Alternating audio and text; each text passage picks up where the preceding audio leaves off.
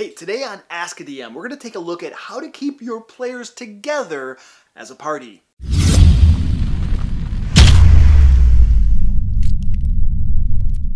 Hey, Luke Hart here. So I think this week's question is actually a rather common question that I run across a lot over on Facebook and Reddit and other places where people talk about D&D. And this question comes from Dominic over on Facebook.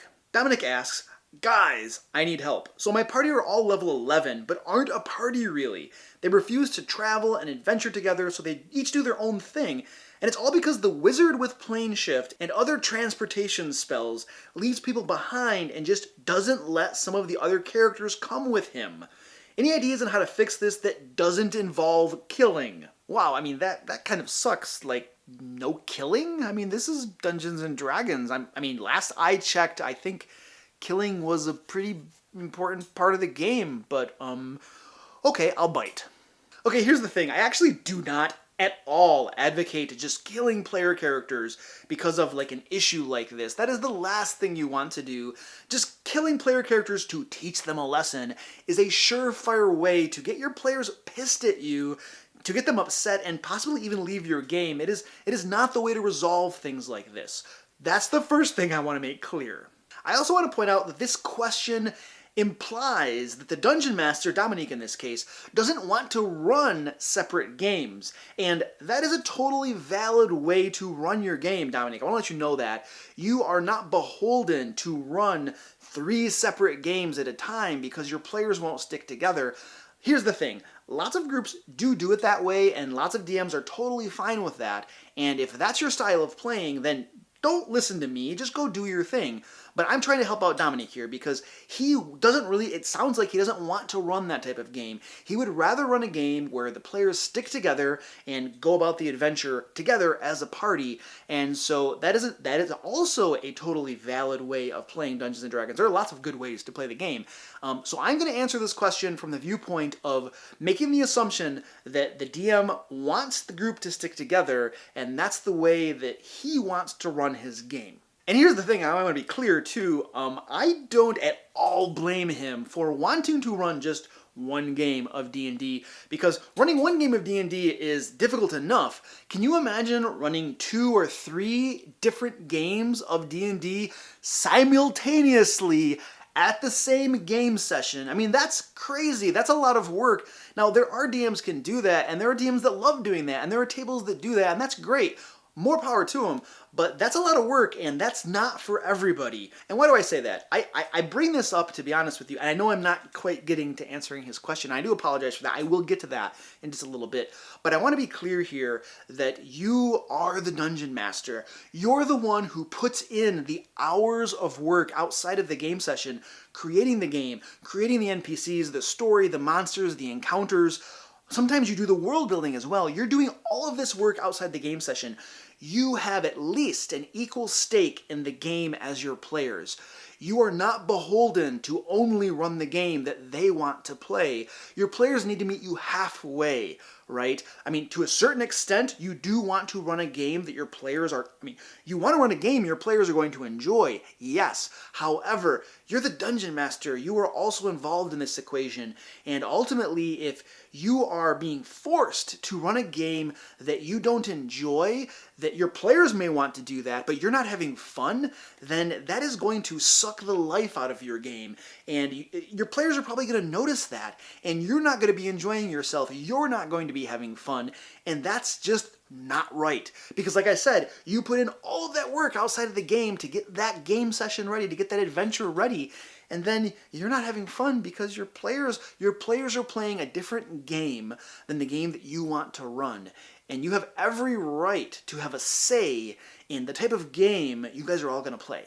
Oh, by the way, I have been a Dungeon Master since high school, and I do weekly videos, actually 2 videos a week currently, on basically focusing on giving information and resources to Dungeon Masters to help them run awesome games. So if you want to level up your D&D game, then consider subscribing for weekly videos.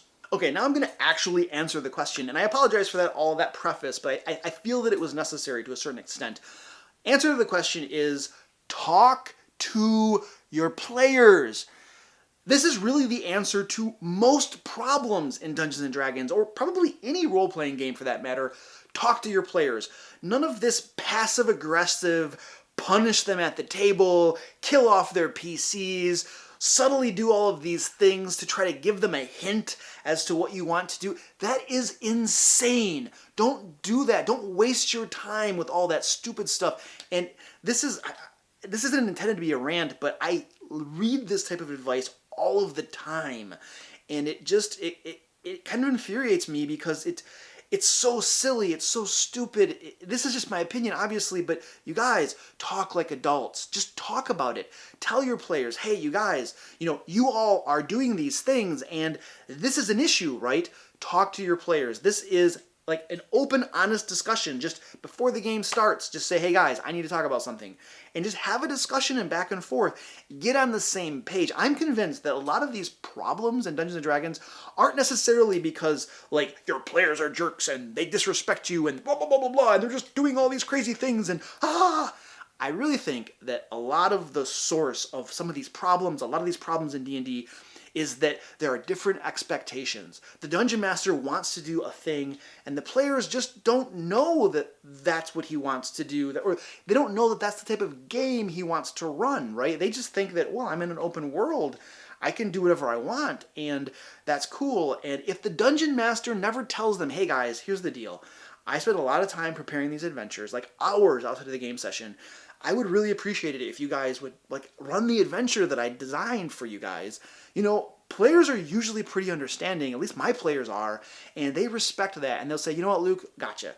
You spent hours designing this. We're going to respect that, and we're going to play your adventure, and just have a discussion with your players, okay? Let them know what the expectations are, and a lot of times you're going to be surprised, and it's going to resolve the issue, and everybody's going to be happy. Now, not all the time, but the first step is to talk to your players about the problem.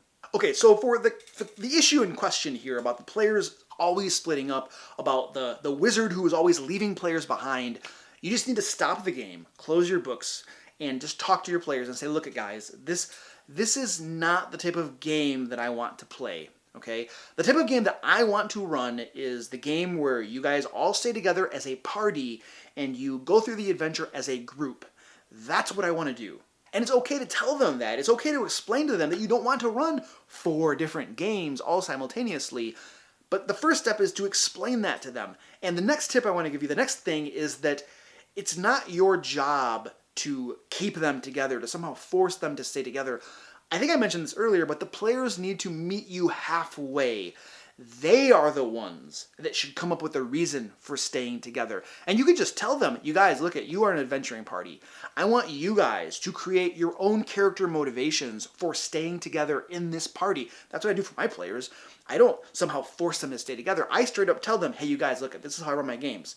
I run one game for one group. The expectation is that you stay together most of the time, right? A little one-off is okay, but for most of the time, I expect you guys to stay together, and I expect you guys to come up with reasons in your backstory, or your character motivations, or your traits, or whatever it happens to be, for you to stay together. And it's okay to tell your players, to put that on your players and say, hey guys, look, this is role-playing. This is an expectation. This is a premise of the game that you're together as one group. So you guys think of ways that you would stay together. So put that back on your players, put it in their ballpark, and they need to meet you halfway. And here's the thing for all of this like adult conversation, don't be like aggressive and domineering and like angry at them or accusative or anything. I would just appeal to them as a friend, appeal to them as a peer and say, hey guys, look, this is something that's been going on. I just want to talk about this and explain it to them. And, guys, if you could help me out with this, I would really appreciate it. And just appeal to them on that level. And for the most part, unless you have complete weighing rods in your group, I think you're going to get a really good response and people are going to want to help you. Hey, real quick, let me know down in the comments how you would handle this problem in your game. And to a certain extent, I'm expecting a certain number of comments that say, like, kill the players or something like that. And I suppose if that's how you would handle it, that's cool. You can leave that down below if you want. And here's the thing, Dominique. After you explain all of this to them, if your players still don't want to run together as one group and the wizard is still going off and doing all of these things, then I would simply explain to them, hey guys, this is not the type of game that I'm interested in running. I really don't want to run this game. I'm not having fun. It has become frustrating for me, so I'm going to step away from DMing. Does one of you want to DM? Which one of you would like to take up the mantle as a DM? Because I don't want to do it anymore. It doesn't interest me to do this. And I think that's perfectly fine too, by the way. You are not beholden to the whims of your players, right? Like I said, they got to meet you halfway. And if they want to play a game that is radically different than the game that you want to run, then it is within your rights as a dungeon master to say, guys, I don't want to run this game. Which one of you would want to run it? Now, you might get a player that actually volunteers and it's like, yeah, let's run it, let's do it. And you guys might have tons of fun and it might be totally enjoyable. I mean, if he likes that style of game and he's willing to run it, then it might be awesome and you might all win. That is a definite possibility. So that would be a positive outcome in my opinion. Now, the other outcome that is equally as likely is that nobody wants to DM, because let's be honest, DMing is a lot of hard work. I mean, the frustration I kind of sense in this question kind of illustrates how much hard work it is and how frustrating it can be at times. So maybe nobody wants to DM, and then maybe the game just disbands and you say, okay guys, I don't want to DM this type of game, so let's just go our own ways then, and then that'll be that. Now here's the thing too, it's possible that what you really just need to do is, if a lot of the players are on board with running that type of game that you are willing to run, and there's just one player who's responsible for the Discord, and that might be that wizard you mentioned, then what you might need to do is just say, hey, you know what, dude, you're not exactly contributing to this game in the way that is creating an enjoyable game experience for everybody, so I'm going to have to ask you to leave. And that might be something that you have to do, right? Just the player that's responsible for the issues, sometimes the solution is taking that player out of the game. And that can suck, and that needs to be handled very delicately, but that might be the solution for you as well. And I get that not everybody is very good with things like that are a little bit confrontational, so if you're not comfortable just speaking outright to the player about it and just asking him to leave the group, then, the game could disband and you all go your separate ways, and then you could reach out to the players that were okay with sticking together and running the type of game that you want, and reach out to those players, the players that weren't causing discord in your group, and just say, hey guys, I want to get this back together, but I'm not inviting such and such because this person was causing a lot of the problems in the game. And you know what? I will bet you that your players, those players that wanted to play the game and wanted to stick together, they will probably be very happy to join your group, and they will also more than likely be thankful that the player who was causing all the problems is out of the game. I guarantee you, because this happened to me once. I had to remove a player from the group, and I'll tell you what, once that player was gone from my group, and I directly told him, hey, you can't come back. You're causing problems, you're gone. And I'll tell you what, the next game session after that was awesome. That was one of the best game sessions we ever had, and I think it was because we all felt the relief of not having to deal with that problem player anymore. And it was absolutely awesome. I felt inspired as a DM. I was so happy to be done with that, right? And to finally be able to run a game a little bit looser, a little bit more relaxed, and not having to deal with the constant problems. So that actually might improve your game. I know from experience that removing a problem player, although difficult and challenging and whatever, could ultimately improve your game for sure. All right, I want to leave you with one last thing that I thought was really cool, because there was a response on this thread on Facebook that I thought was absolutely awesome. And so I'm just going to read this to you. Sit your players down to the game. When they start this junk, close your books, your notes, and bag your dice. Look at them across your closed books and bagged dice and tell them this. Use exactly these words and hold eye contact the entire time. Stop being douchebags. We adventure together, or I'm going home and playing video games. You have 5 minutes to decide what you are all doing, or I'm out. I'm getting a drink. I'll be back in 5 minutes.